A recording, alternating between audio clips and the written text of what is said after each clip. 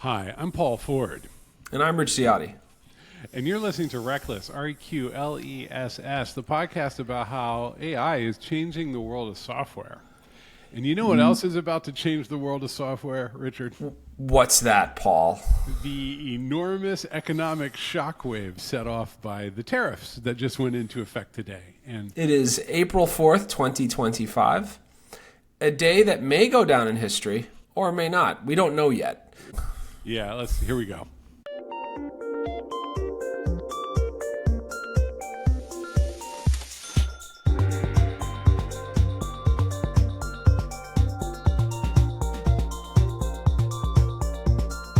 Reqless. All right. So just in case someone is not looking at any source of media in any way, the economy seems to have taken about like a 10% hit. Oh boy. Yeah. Because there are these tariffs that have been enacted by the Trump administration that are very global, and boy, oh boy, if you like to look at a line go down, it has been the best 2 days of your life. It's been rough.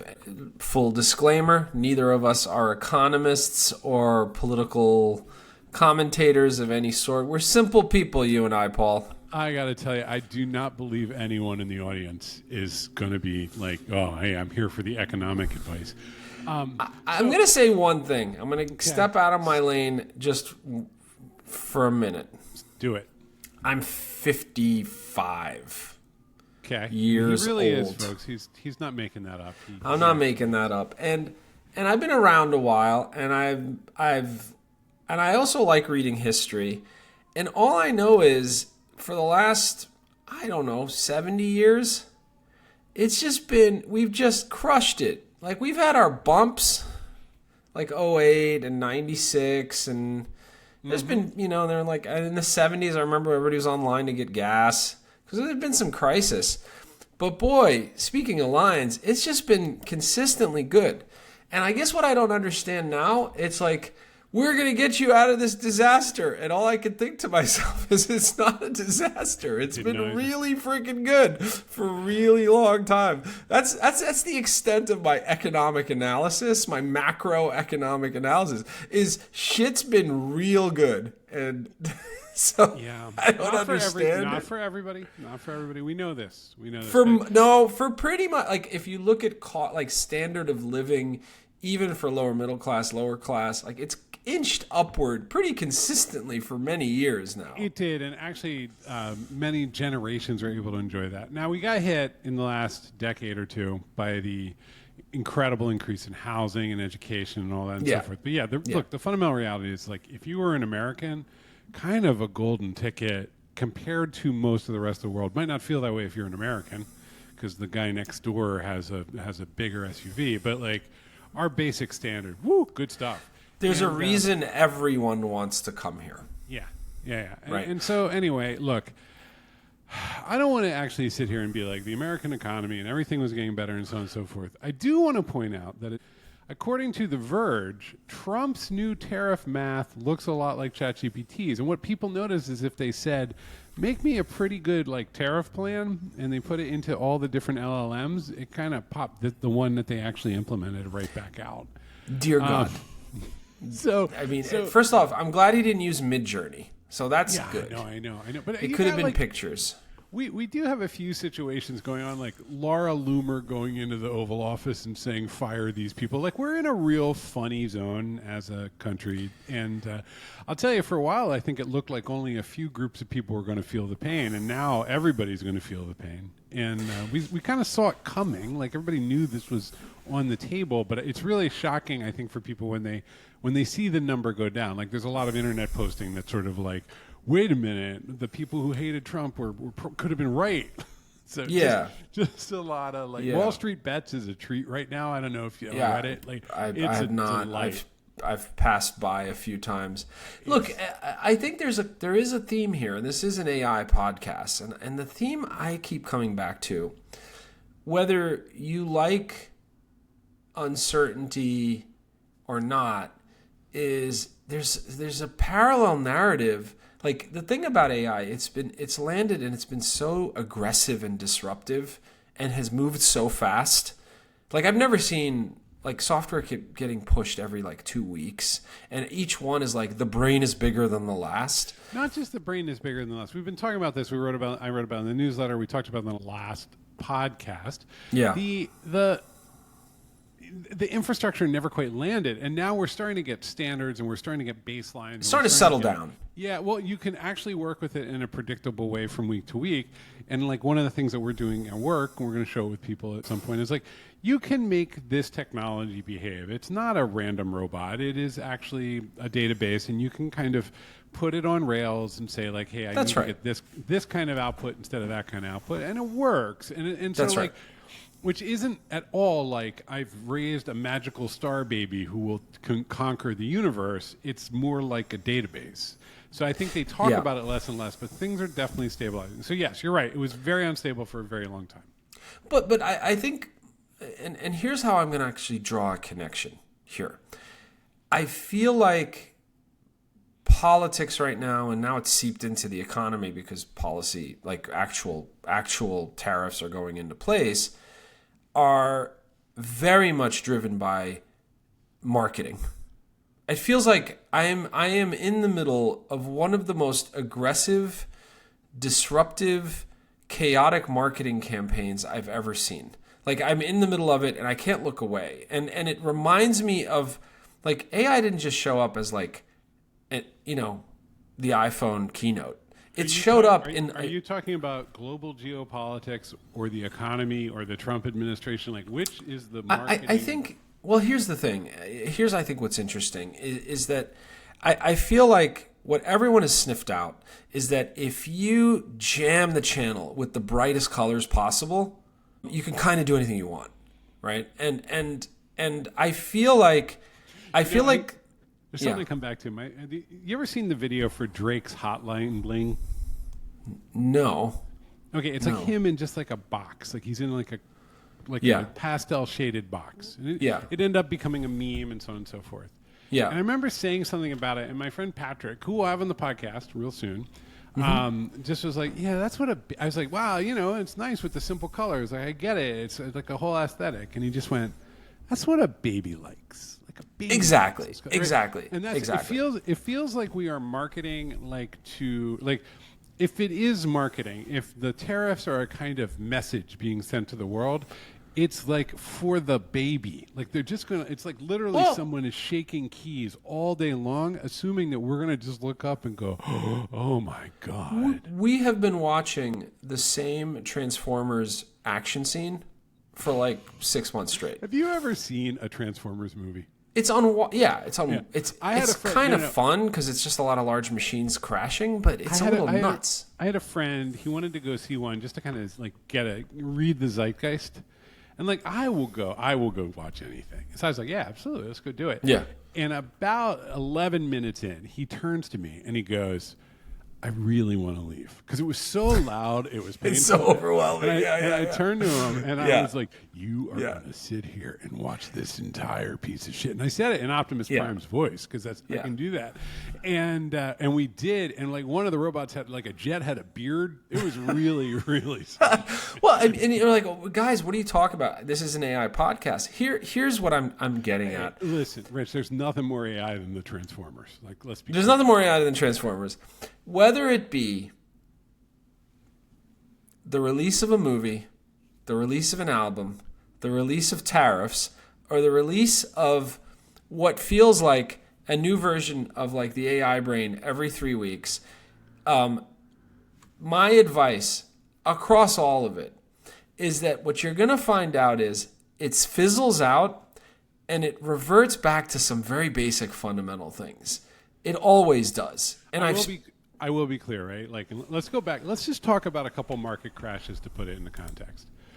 First one I remember was sort of pre-Clinton era, and then we had sort of like the long growth period. But I was pretty young; it wasn't hitting me that hard. This is the 90s. Yes, I'm like young. In 2001, and actually, one of my very first memories is in middle school. It was Black Monday.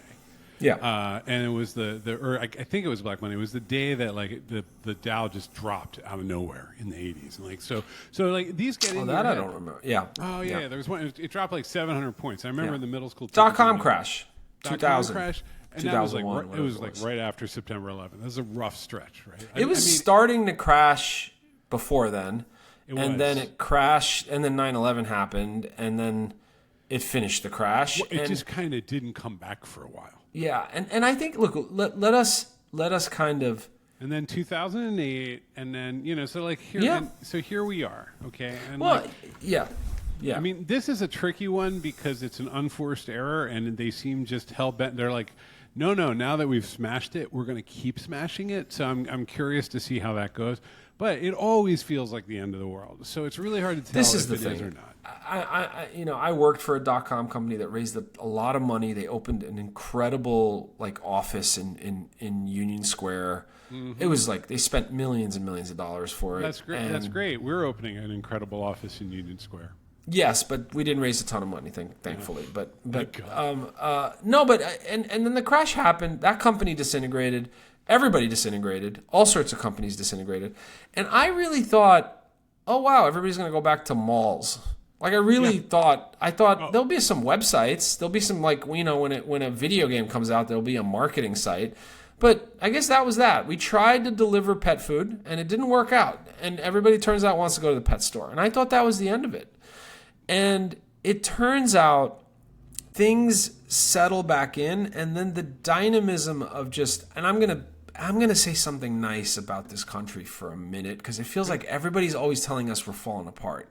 Right? Nobody has on any side has a lot of good things to say about America. Not a lot of good things to say, and I think the sort of fundamental entrepreneurial spirit and resourcefulness of this country. They're like, wait a minute, we laid down information pipes everywhere. There's got to be something here. And it took 2 years. It took a couple of years to kind of find our bearings. And then we got up and sprinted again. And what was inspiring about that for me, I started a business on the other side of the .com era. Mm-hmm. And what was so interesting to me is that everyone wanted to connect and talk and actually understand how to get ahead and innovate and do good things and whatnot. I have a different way of narrating that time, but it's in some ways really similar, which is I was at a bunch of .coms. I got laid off on September 13th, 2001 from an internet job. And I'm like in Brooklyn, which is literally smoking at that point, like the whole, not the people. Yeah. The town. Yeah.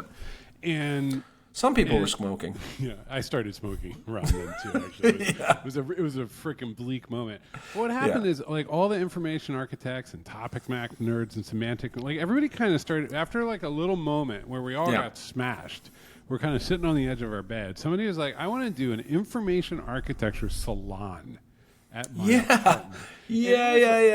It was like early Christians meeting in caves, right? Like just kind of like exactly. Boy, we have a message and like a fire that we want to keep lit. Yeah. And by the way, this wasn't just New York City. Like I actually, the seed for my business idea was I was sitting in a corporate apartment in Atlanta, but it didn't matter because there was something still there. There was still that sort of desire to kind of try something. It's never done. It never goes back in the box. AI will never go back in the box. We're not having an AI crash yet. Your theme over the last couple of like newsletters and you've mentioned it on the podcast is that, okay, the marketing campaign fizzles out and things are starting to settle down. And now we can focus on predictability and quality as we look ahead. And you can build on that. And I'm convinced that we will. And I think with this technology, you actually can do it with your own hands. With crypto, it's always a promise, right? Like with crypto, it's like next year, you're going to see the value of the blockchain. And it's like, okay. That's right.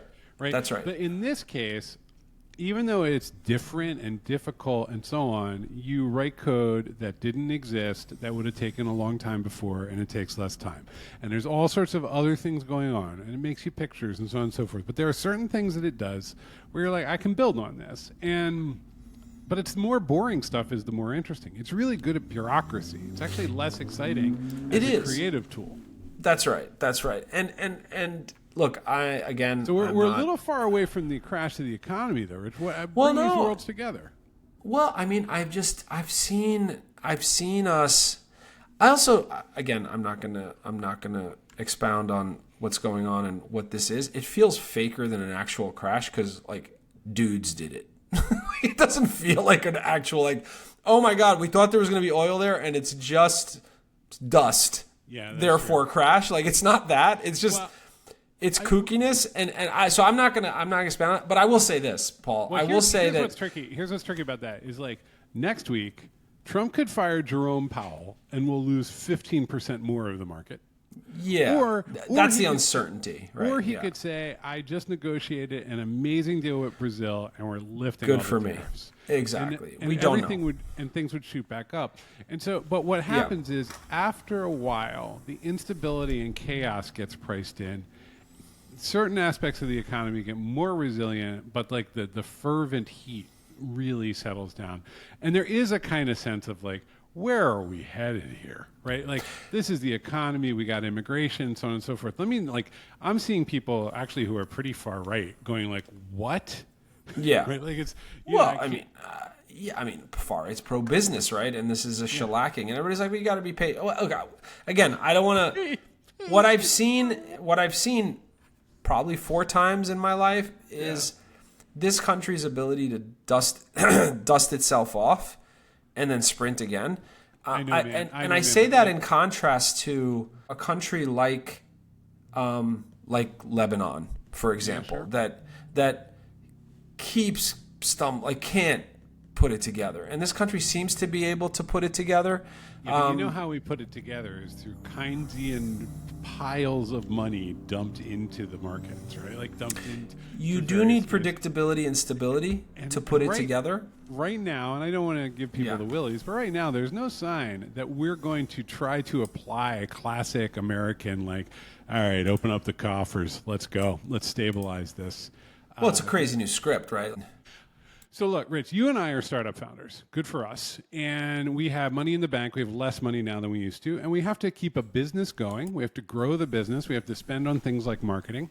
We have to make sure that the product is right for the current market conditions, right? And one of our employees was like kind of looking at us wide-eyed on Slack and going like, hey, what's the plan? And very honestly, we're like, nothing's changing, right?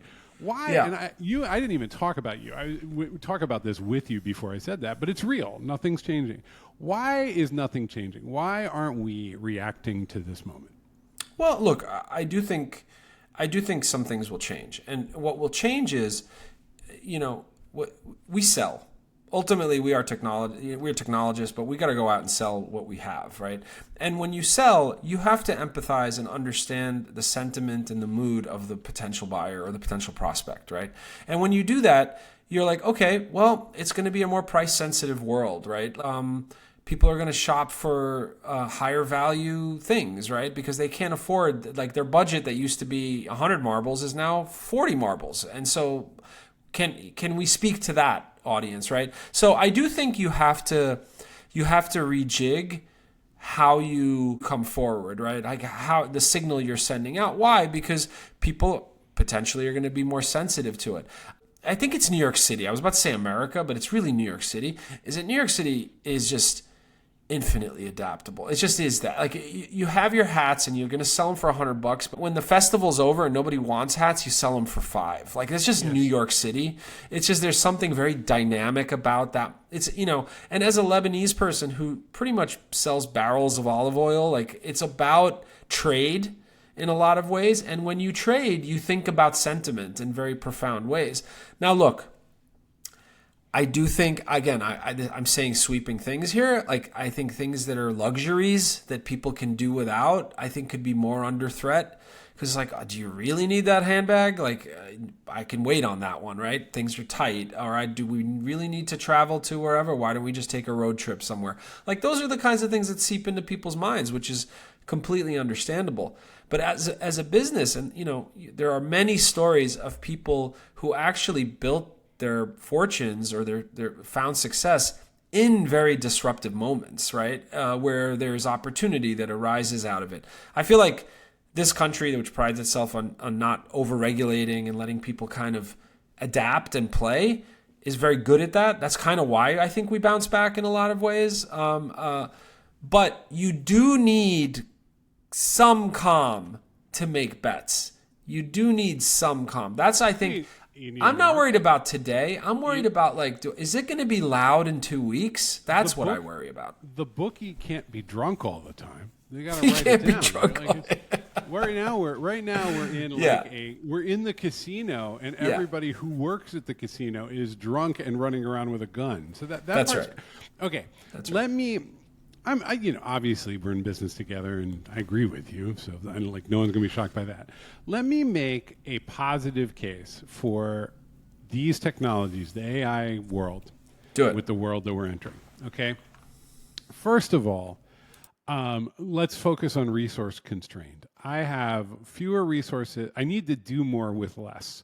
Certain things about this technology make it really good at doing more with less. Getting educated on that is smart. Sure. It's good. It's good at filling out forms. It's good at reading and analyzing things and making summaries. I don't think you want to turn it into your salesperson. I think that's a bad scene. But you can definitely, if you stop for a second, you say, okay, we used to do this way.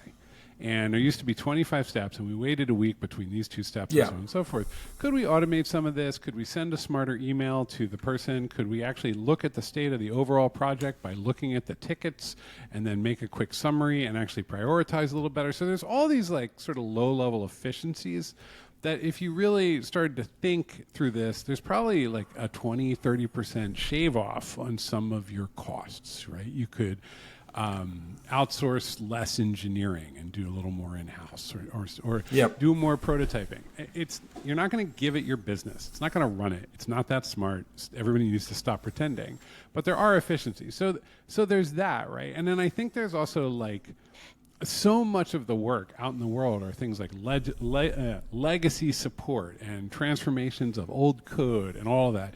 You can speed that stuff up. You can make systems more efficient. So you could go out and you could look for efficiency with this. What you're saying is it's a fancy way of saying you could save money. You could run your business more efficiently. You won't need as much.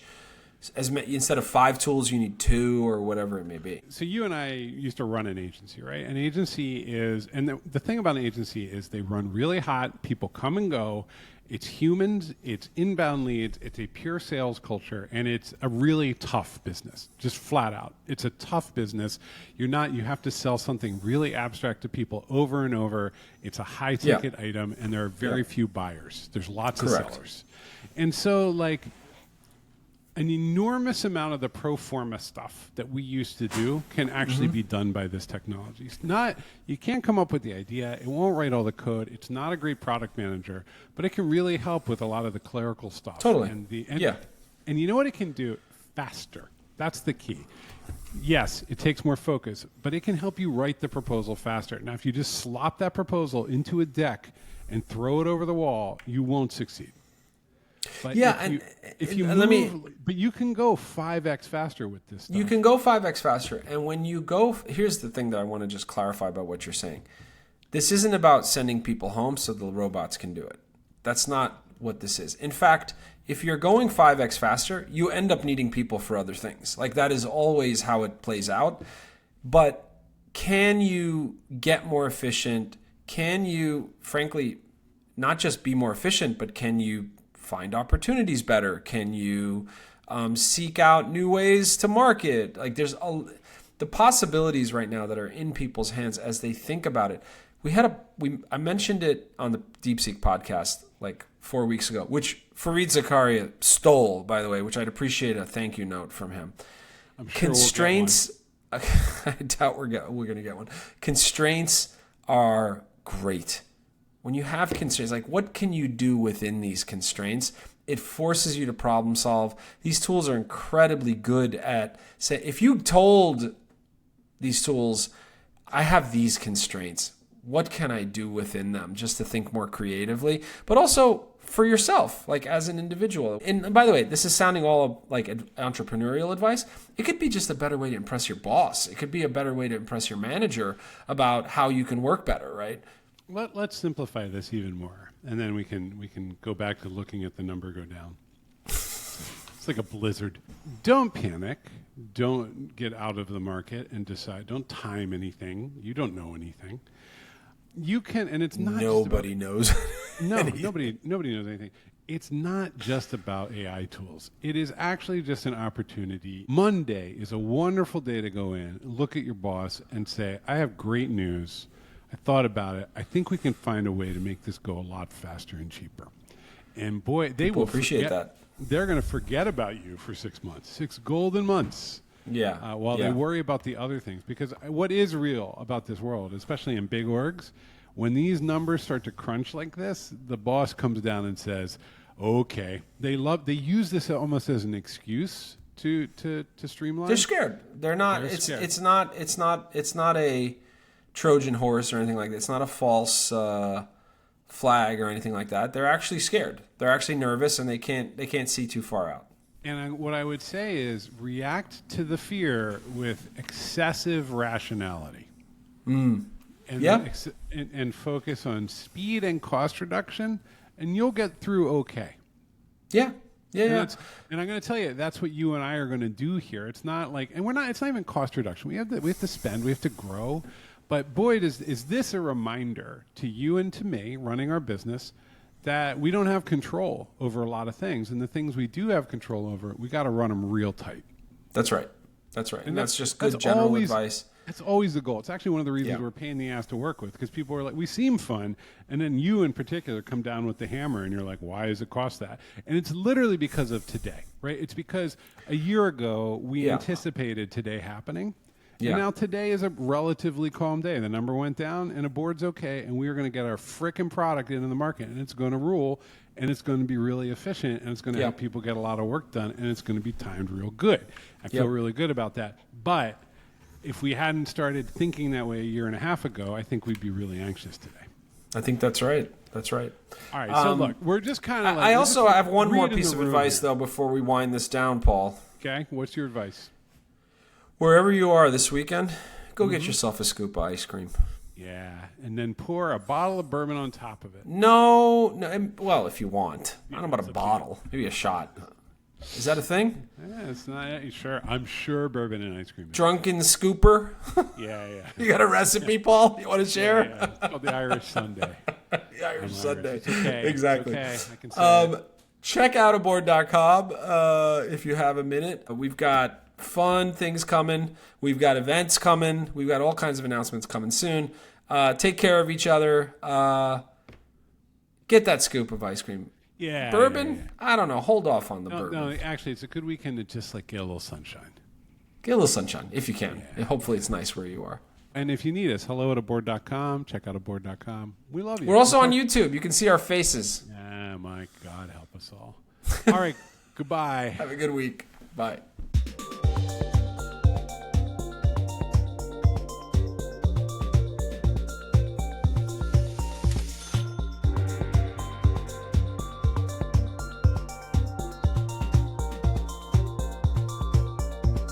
Reqless.